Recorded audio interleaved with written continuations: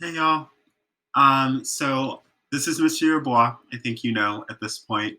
I'm doing a short video on how to do the homework for tonight because I'm not sure that I did the best job explaining the directions in class, and I just want to be extra clear.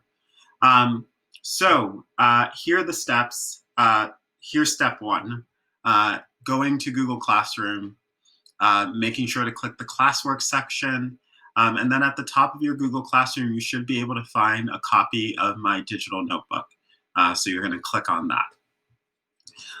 Once you're in my digital notebook, you'll notice that templates for all of the work that we do in class and for the homework are always posted here. I believe most of you know this at this point. If you don't, surprise, now you know. Cool. So you're going to go down, scroll through this, and find these 4 sheets. So there's the T-chart for the diagnostic section 1 reflection sheet, and then there are these guided notes. So you want to just copy all 4 of these, that T-chart and then the guided notes. Pro tip, an easy way to go about this, I mean, you could copy them one by one, click, then go to edit, and copy, or press Control C, C as in cut, to copy. Or you could click the first one you would like to copy and then press Shift, the Shift button on your keyboard, and then down. And each time you press down, it'll copy the next slide. So down, down, till I have all 4. And then I'm going to press Control C as in cut again, or edit, copy, whichever works best for you. And I'm going to paste it into my notebook. This is my notebook, though. I'm not a student. You're going to post it into your student digital notebook, the one you've been using all semester. But I'm just going to use this blank one to show you how this is done. All right, so I'm in this blank presentation notebook. I had to sort of re-record because I needed to change the dimensions of the slide so that it fit the slides from my digital notebook. You don't need to do that, though, because when you made a copy of this template, the dimensions were already fixed for you. But the point is, once you have my slides copied from my version of my digital notebook, you're just going to paste them into yours. I'm pretending to be a fake student. You do not need to link them. Don't link them. That's a bad thing. But you do need to write into them. So what you're going to do, I guess I can start out with yesterday's homework, which is due today. For these, you're going to click on this link to the guided notes. It's also up on Google Classroom. And you're going to read this chapter from this digital textbook on the rhetorical situation. And as you read, there are these 8 different terms that I would like for you to define. So the first one is rhetorical situation. And we read here, the term rhetorical situation refers to the circumstances that bring text into existence. So I'm looking back at my notes. Rhetorical situation refers to, okay, I just read something about that. The circumstances that bring text into existence. So I'm going to erase this blank, and I'm going to write the circumstances that bring text. Oh, that part is already there. All I need is the word circumstances there. And then if I keep reading, I'll see the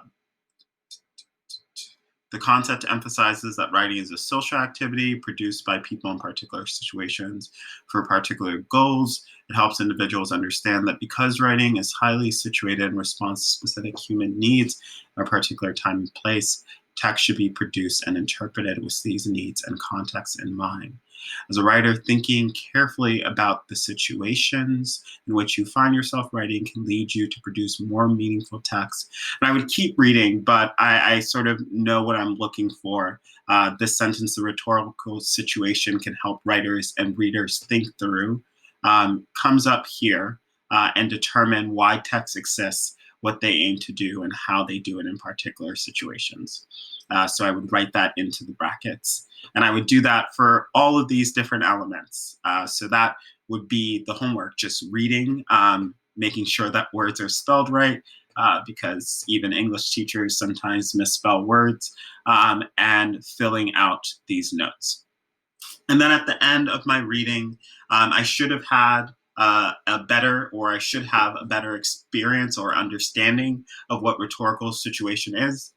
So I'll go to classroom, and then under the homework section is posted this question in your own words: what is rhetorical situation? So I'll click view question and I will write my response to the question. Okay, so that was that. That was yesterday's homework. Yes, it was yesterday's homework. Today's homework is something that we started in class yesterday, which is to look at the results from your diagnostic tests, and then to write the skills that the diagnostic says you are good at and the skills the diagnostic says you need to work on. If you turn in the Google form for your diagnostic, which you should have done, if you haven't done that, make sure you do that. When you answer a question correctly, it tells you the skill that you managed to get correct. And when you answer a question incorrectly, it tells you the skill that you managed to get incorrect.